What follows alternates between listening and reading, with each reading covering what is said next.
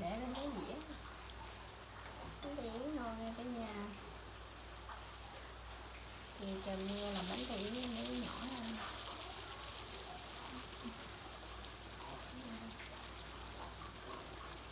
Nè, làm bưng ra nào.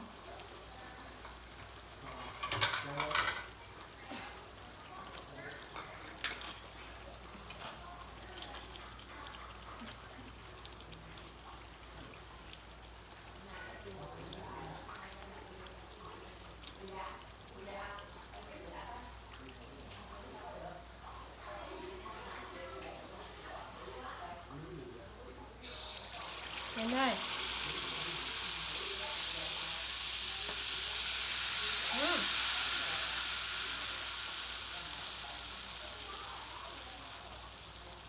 Đâu rồi? Thôi dễ bánh tay nướng lên. Tay nướng còn ngon nha cả nhà. Đây, trời mưa đã không làm bánh đó có tiếng. Rõ nét nha.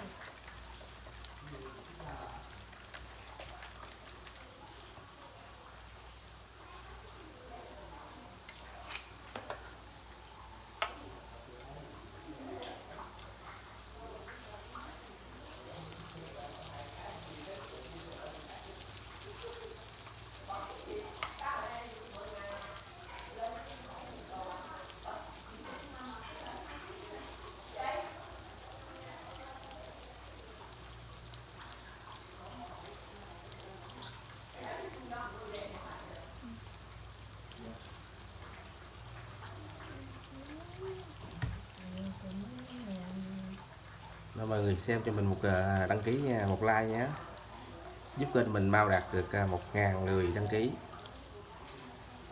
Thấy kìa chuyên nghiệp không đó.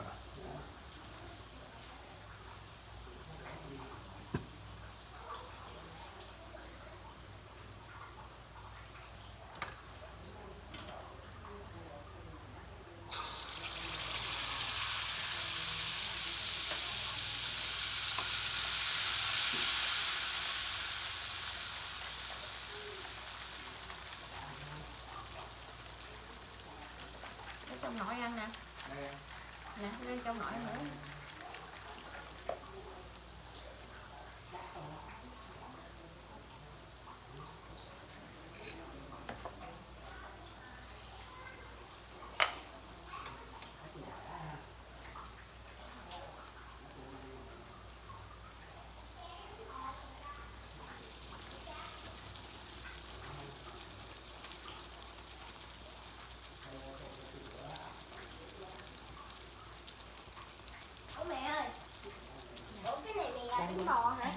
Bây giờ hỏi bạn gì nha, với bà nội ơi, mẹ con chiên bánh ngon không? Hỏi bà chị mẹ con chiên bánh. Ăn chiên bánh bò này mẹ. Rồi, đi đi. Rồi sao cho một cây này nha. Hỏi bà gì mẹ con chiên bánh ngon. Đi. Đi đi mẹ vô cho mượn. Lấy cho nội này luôn. Lấy cho.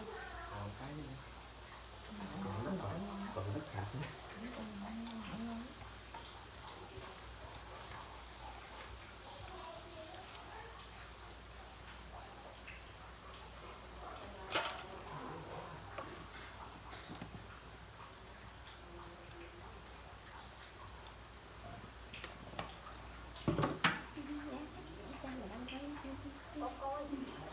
Để coi rồi. Là mẹ cứ làm đi.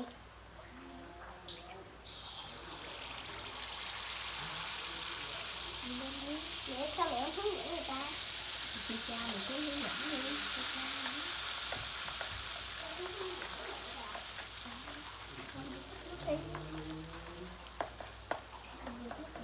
Xin một lượt chia sẻ một like rồi quay mà có cái gì không hướng dẫn thì mong mọi người mong mọi người thông cảm. Đợi không nói một lời nói thôi chứ được thôi.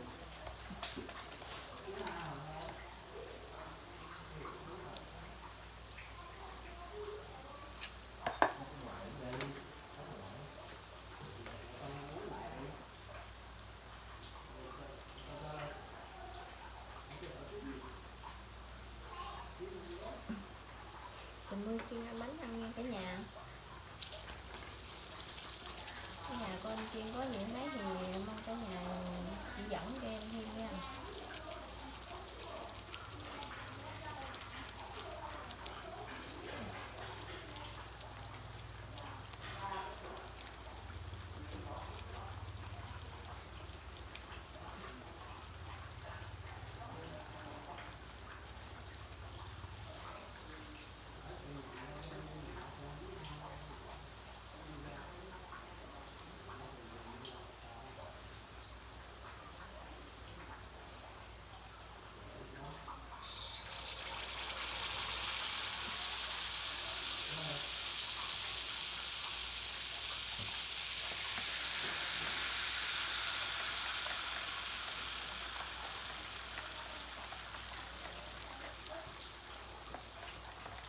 Con chỉ đang múc nước để đi rửa bát rồi rửa tay.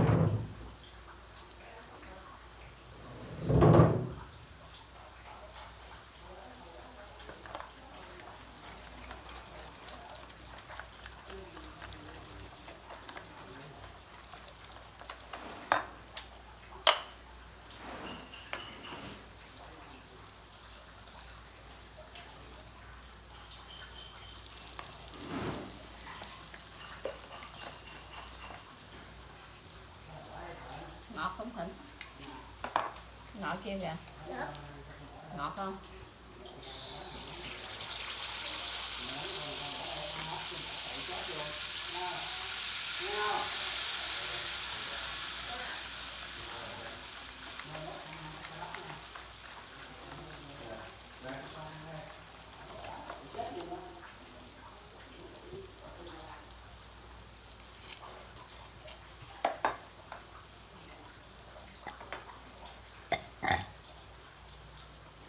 Năm, 10, 1, 2, 3, 4, 6, 7, 8, 9, 10, 11, 12, 13, Ngọt không? Có bánh mì chiên ngọt không?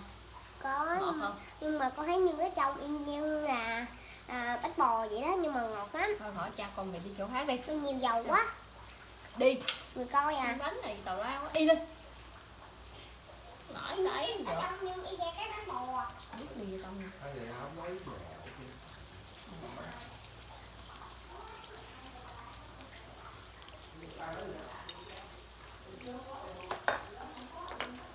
Trước còn không?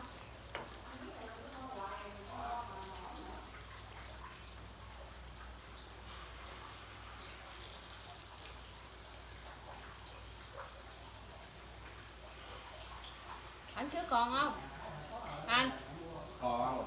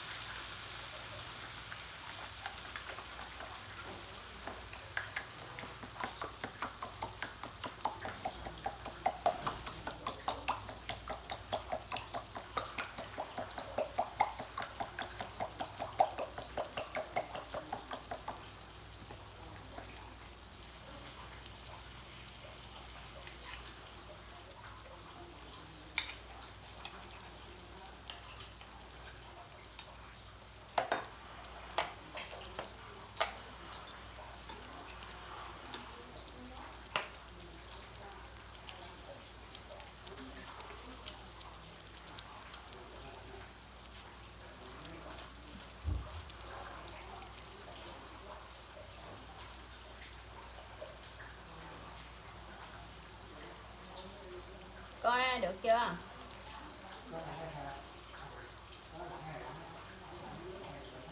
Được. Đăng đi. Viết lên. Viết bài viết lên. Để có nhiều đi, thời gian đấy. Đăng trên vợ con. Đăng mình Rồi luôn đấy.